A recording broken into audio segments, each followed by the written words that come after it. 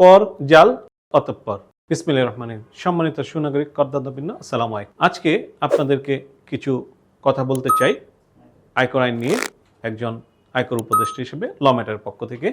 আপনারা ইদানিংকালে শুনবেন বিভিন্ন সভা সেমিনারে, বিশেষ করে জাতীয় রাজস্ব বোর্ড কর্তৃক এবং সরকার জুন মাসে বাজেট ঘোষণা করবে।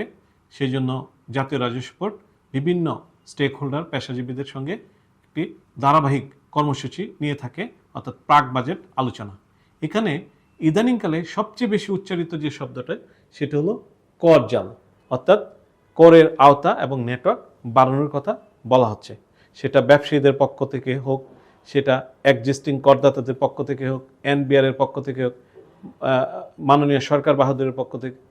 এই বিষয়টি সম্পর্কে আমরা যারা এখনও করদাতা হয়নি, কিন্তু করদাতা হওয়ার মতো আমাদের সম্পদ এবং আয় আছে, তাদের জন্য এই বিষয়টি একটি ইঙ্গিত হতে পারে।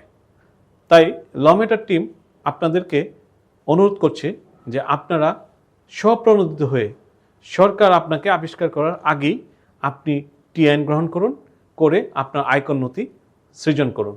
এতে আপনার করের যে বড় রকমের যে ঝামেলা, সেটা থেকে আপনার মুক্তি পাওয়ার একটি সুযোগ থাকবে।